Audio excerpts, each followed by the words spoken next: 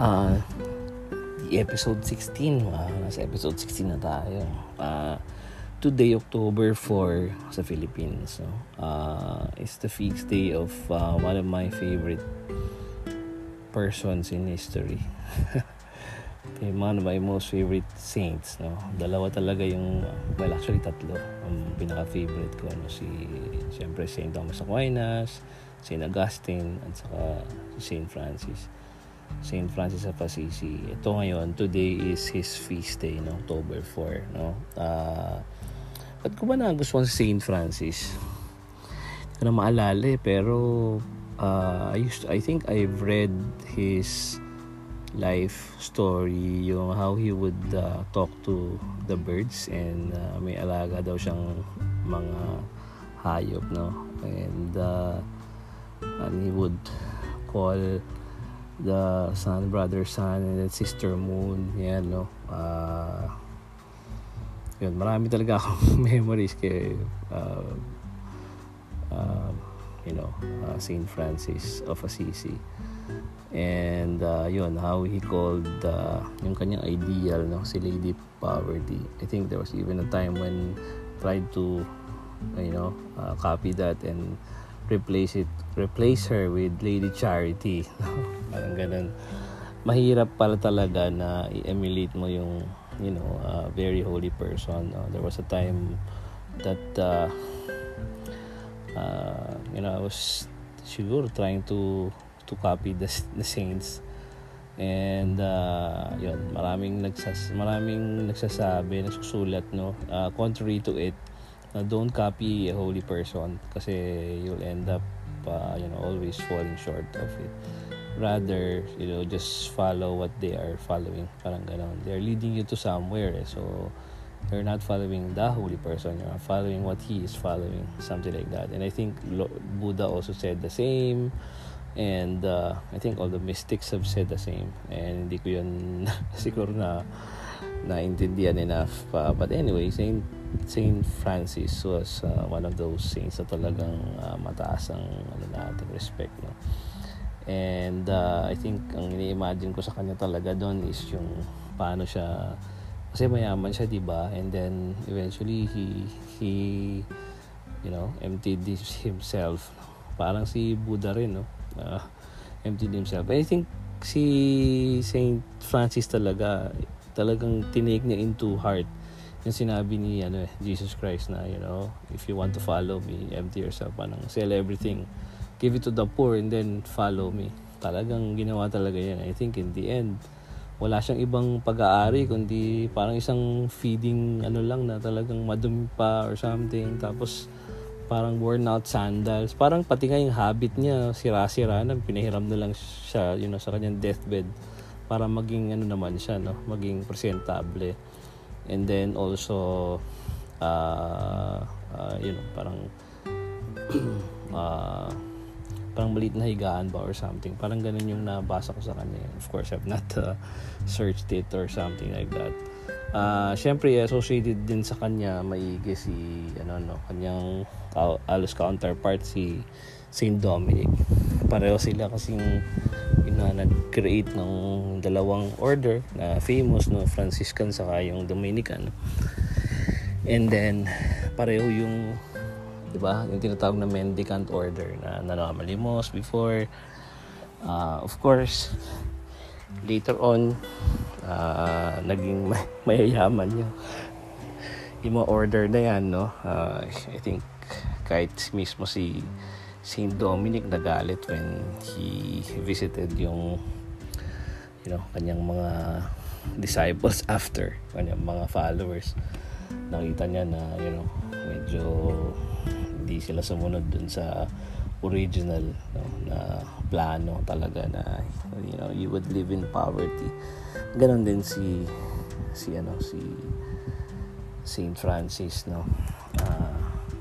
Yun na recently meron akong isa pa rin tong talagang nabibiliban ko talaga when I was young, no, si Mother Teresa. But then recently I've read in a way, parang bothersome story about her, and that she wasn't really as good as she was purported to be. Tapos na may, instead na makatulong pa sana siya sa marami sa Calcutta, parang inward lang niya yung pera, nasa may Vatican lang, something like that, no? So syempre, if you would look at the sa yun sa Facebook ko nakita sa infographic, something like that, meron ganun. Of course, vehemently yung mga taong, the ones who really are the faithful, no? Of course, they will say, lies lang yan, ganyan, one-sided yung story, wala man lang, parang ganun, basta na lang nila sinabi.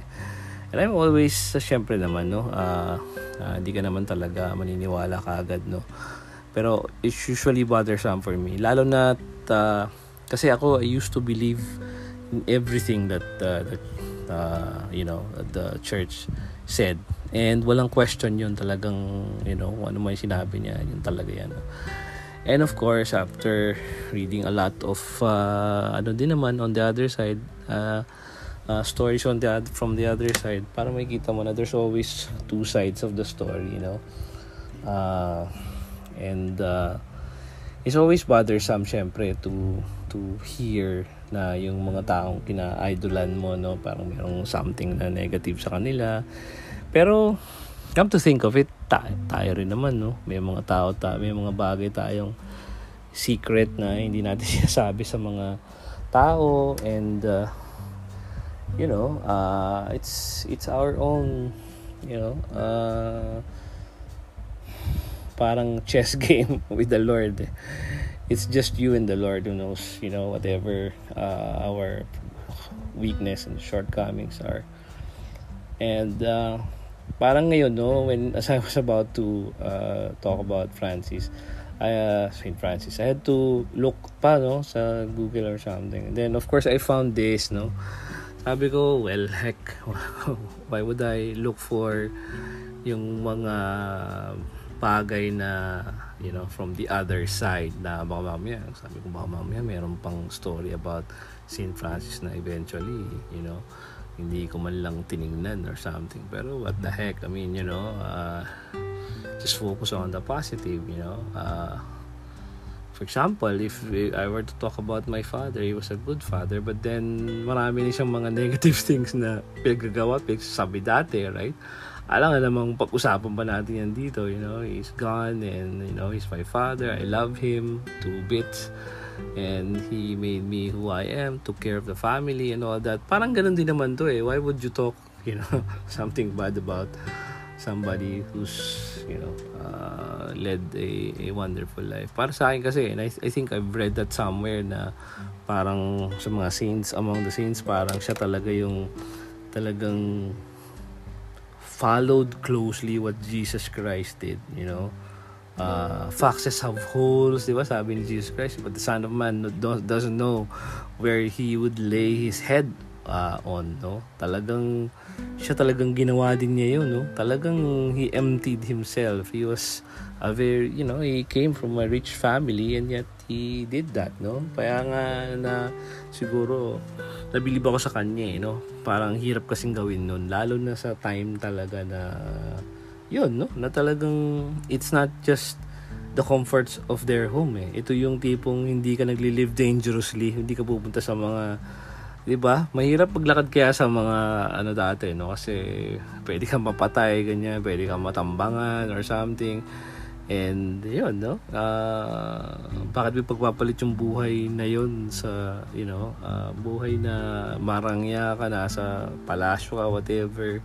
Tapos you're being surrounded by family, by friends, and then by people, your own slaves, so that, for that matter, who would serve you. Tapos pupunta ka doon sa dangerous, places na hindi mo naman alam mong pwede mangyari sa'yo. Tapos, kahit mag-preach ka pa dyan, maghapon, magdamagin din, what would you have saved? Tutusin, siguro ang daming temptation sa kanya na, paano ka makakatulong na wala kang pera? Di mas maganda, mag-accumulate ka ng maraming pera, diyan ka lang sa castle mo, and then mas marami kang matutulungan mahirap, di ba? I'm sure, isa sa mga temptation yan sa kanya, no, when he was struggling, no, mendicant, syempre nakikiusap ka lang, bigyan ka ng bigyan ka ng pagkain or something, di ba? So ang hirap, no. Ngayon ganun din, marami akong nakikitang ganyan, no. Who knows, you've already met, a counterpart of Saint Francis in today's world, and maybe sinarad ko din siya ng salamin ng sasakyan, di ba? Right? So, di ba, parang ganun din naman in the past, right? Maraming lumampas lang sa kanya. They didn't realize that he was one of the greatest persons who ever lived in this world. I'm sure, since naglalakad siya sa initan ng araw, wala siyang sandals na maigi, I'm sure, mabaho siya or something, no? I'm sure maraming tao na nilalayuan siya. They don't like to be near him. They don't like to be associated with him at all, right? So I think there's a story behind it, and nakikita ko talaga na it's not what it seems to be. Everything that you see around you, it's not what it seems to be. So anyway, one of the things that I saw here, is from purposefairy.com, 20 life-changing lessons to learn from Saint Francis of Assisi. Yun. So, number 1 niya is, your walking should be your preaching. And I realized this, Saint Francis would do a lot of walking. He was, he was still alive, right? Sabi niya, there is no use in walking anywhere to preach if your walking isn't your preaching. So, even your own, even if you're walking, you're already preaching. While you are proclaiming peace with your lips, be careful to have it even more fully in your heart. So, everything that they see with you, usually nag-overflow lang talaga yun kung talagang naniniwala kayo, di ba? Make me a channel of your peace, di ba? Sabi niya, where there's injury, your pardon, Lord, right? So, imagine what a beautiful prayer na talagang pagtitinan mo maigi. Wow, parang this is exactly what Jesus Christ wants us to do. What kind of prayer is that na transform us, yung ating napaka weak na body, weak na na buhay, at i-transform niya para maging katulad tayo ni Christ, right? Make me a channel of your peace. How could you be at peace while people are stoning you, di ba? Even if you are the Lord of the universe, and then pinako ka sa krus, nanood ng Spartacus, pinakita ko paano kinu-crucify yung mga tao. Grabe, ang sakit pala nun. And then he wasn't just nailed to the cross, though. Talagang he had to carry the cross all around Jerusalem, right? So talagang he had to go through a lot of pain, crowned with thorns, scourged at the pillar, all those things, and yet in the end he could only murmur, Father, forgive them, for they know not what they are doing. What kind of person can do that? Ibig sabihin, you should be tremendously at peace to be able to do that. It's so hard to do that. Yung tipong everybody is, in fact nga minsan hindi ka naman talaga inaano ng mga tao di ba? Parang ini-imagine mo lang, imagine wrongs ng mga tao sa iyo na feeling mo pinag-uusapan ka, feeling mo ang tingin nila sa iyo, ang hina-hina mo, ano ba yan? Si George, doktor pa naman, parang hindi marunong yan. Something, sinasayang lang natin ang pera dyan, bayaran niya ng malaki dito sa Toyota, di ba? Minsan iniisip mo yun, that people are saying that. Maybe they are, maybe they aren't. But if they are, remember what Jesus Christ said. These people, they don't realize that He is like the Lord of the universe. Ikaw, hindi ka naman Lord of the universe. So ano ba ikaw, pagyayabang mo kahit sabihan ka ng tao ng ganun? Malamang malapit sa katotohanan yun, And yet, Jesus Christ had to bear it, Saint Francis had to bear it every time he would be stoned by people, I'm sure ganun ang nakikita nila dyan, kasi nga para siyang siraulo na ang 'di ba? Kasi noong time na yun wala naman talaga mga mendicant order, bihira yung ganyan if at all, So mahirap yun, Yun. So knowledge, number 2, knowledge not applied is meaningless, right? Sabi ni St. Francis, a man has only so much knowledge as he puts to work. So para sa kanya, pag hindi mo na nailagay sa work or anything ang iyong knowledge, it amounts to nothing. Number 3, we have been called to heal the wounds. I love this.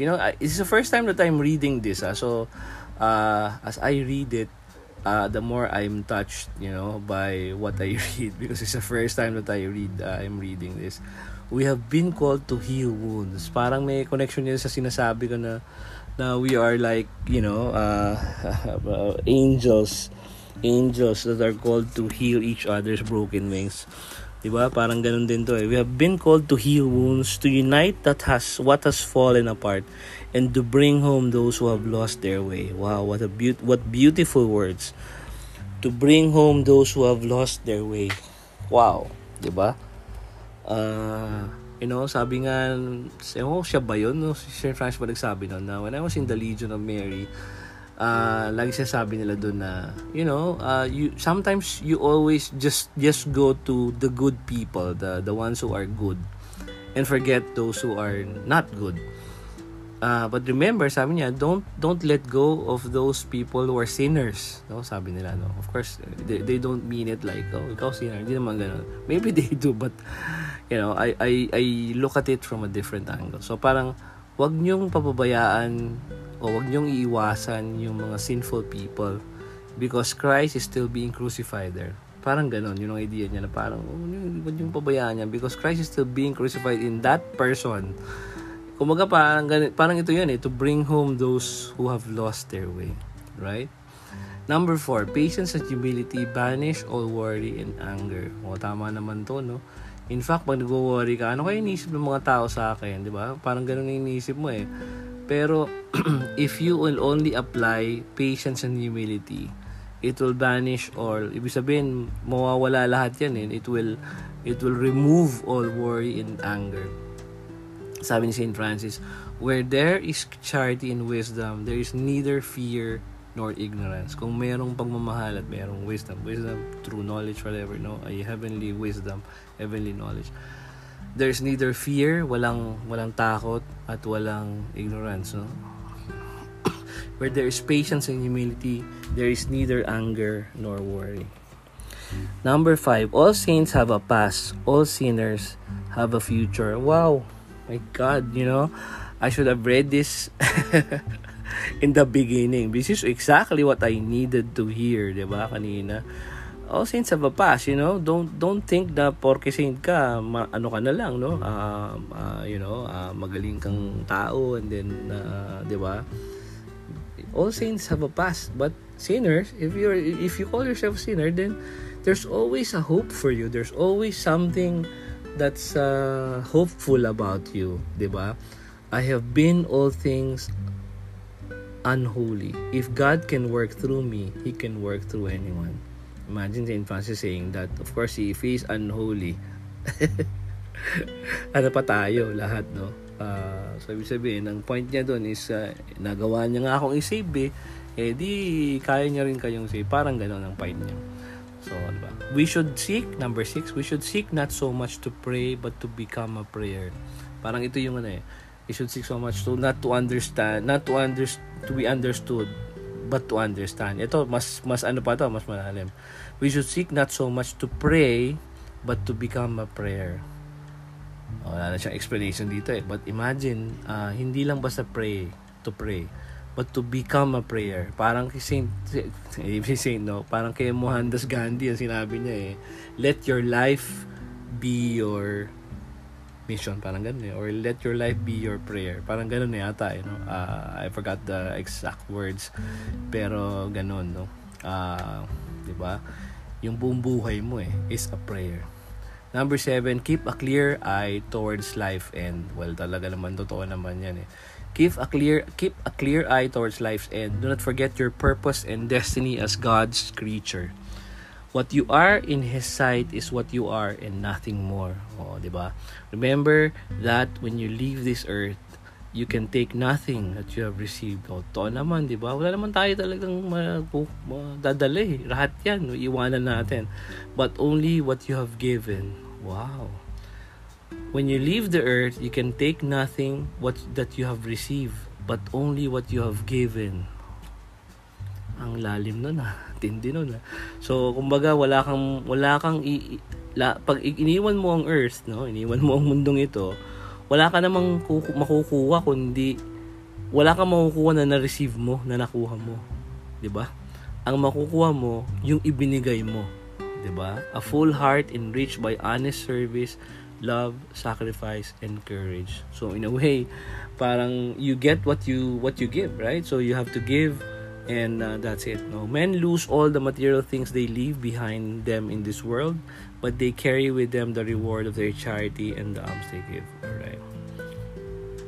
Number 8, love is the way. Oh my God, parang si Albert Camus to. Choose love. Love is the way.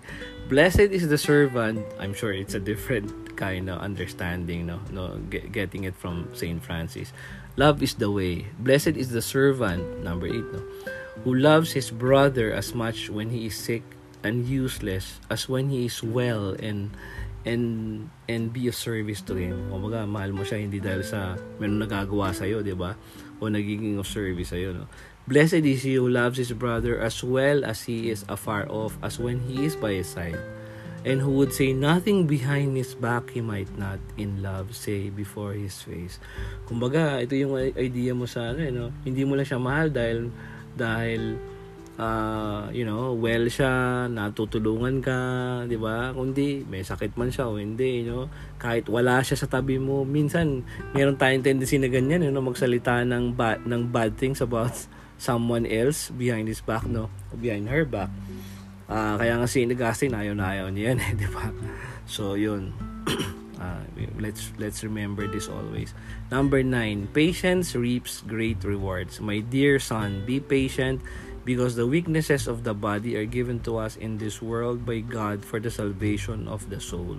So they are of great merit when they are born patiently. And I think the saints here are saying not only for your salvation, but for example, minsan sasabihin mo daw na parang, ba't ganun? Ba't ako pinarurusahan ni Lord? Ang bait-bait ko naman, right? Kasi nga, God is using your body. You have to be patient because yung weakness ng body mo, becomes a benefit not only for your sake, but for the salvation of the soul. It doesn't say your soul. It may be that God is trying to help another soul. So you have to bear it, or born, to bear it with great love and sacrifice, and be patient, because somebody else may be, being saved, by your great patience. And then in the end, pag nakatawid na sila sa kabila, right, they would be praying for you, right? So parang ganun lang idea niyan. Number 10, halati pa lang tayo. The enemy is not out there. The enemy is in you. Well, alam na natin yan. No one is to be called an enemy. All are your benefactors, and no one does you harm. You have no enemy except yourselves. Well, yeah. What we are looking, number 11, for is what is looking. What we are looking for is what is looking. So I'm saying you're looking. The answer is in yourself. Number 12, love is inclusive, not exclusive. If you have men who will exclude any of God's creatures, ito kasi siya talagang siya ng environment saka ng animals Oo talagang sa kanya mahal niya pati yung mga mga animals. Kaya parang si Saint Francis of Assisi, natuwa siguro dahil parang Buddhist.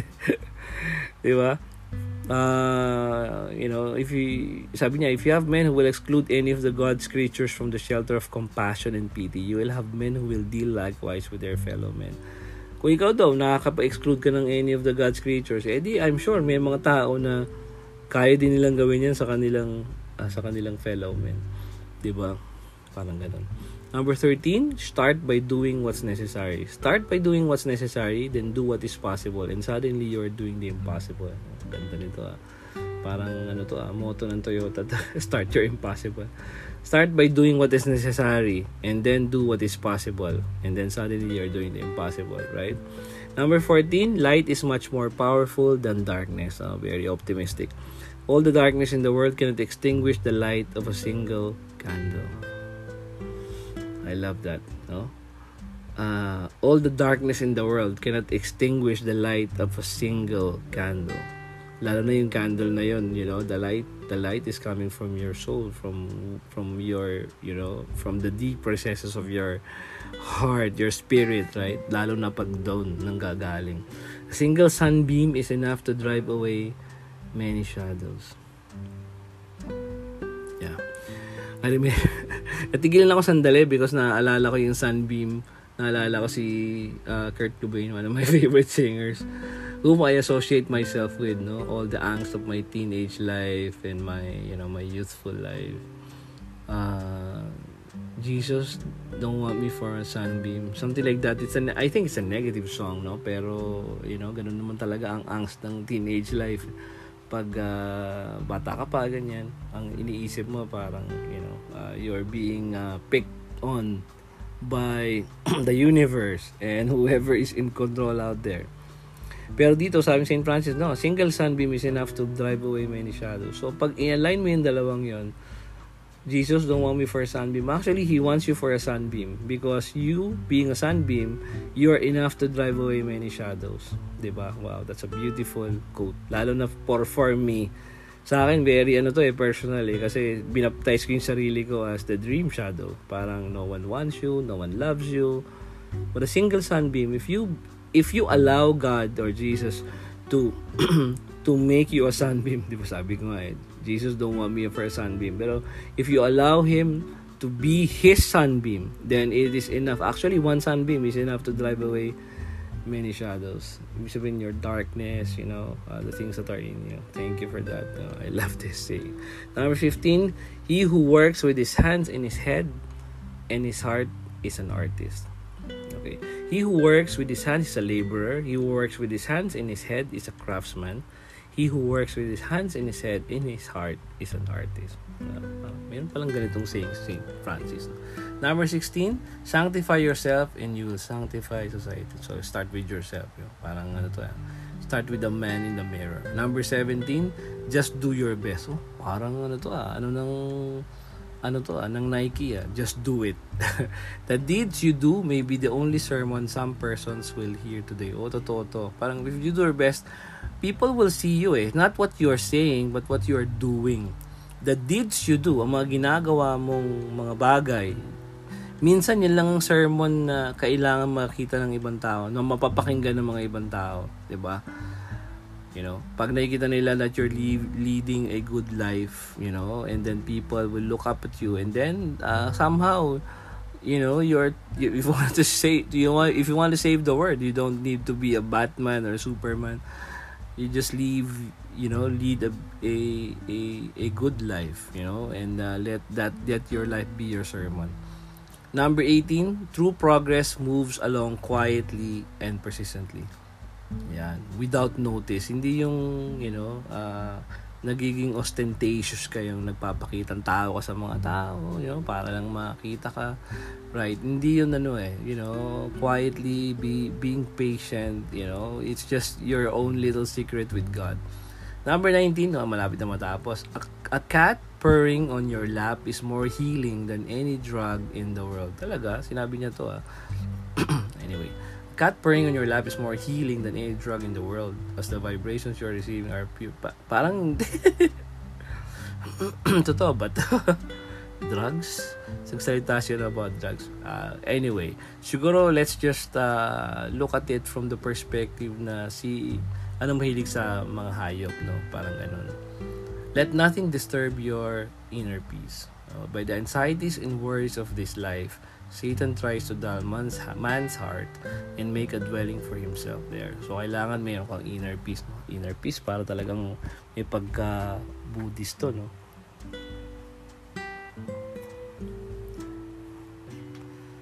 Yan, Anyway, I don't know. Maybe some of the things that are here are not really the quotes of St. Francis, but nevertheless, I think his life naman kahit paano, led the kind of life that are portrayed in those sayings, Parang gano'n na lang siguro sasabihin natin. And then siguro let us end today's session with the prayer of Saint Francis of Assisi. Yan. Okay, itong prayer of Saint Francis, anonymous text pala to. That is usually called the prayer of Saint Francis or the peace prayer. It's widely known for Christian prayer for peace. It is often associated with the Italian Saint Francis of Assisi. Pero sabi rito, it entirely absent from his writings. The prayer in its present form has not been traced back further than 1912. So parang may inaano pa natin na maaaring hindi siya ang nagsulat talaga nito.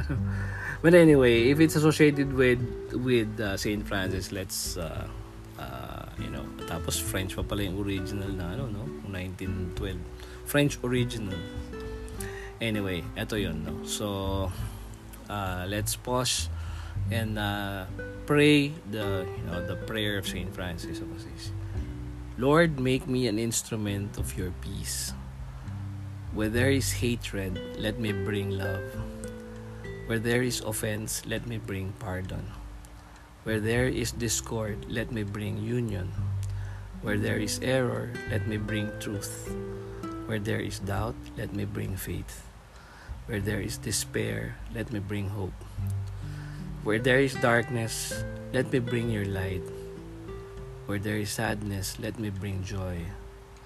O Master, let me not seek as much to be consoled as to console, to be understood as to understand, to be loved as to love.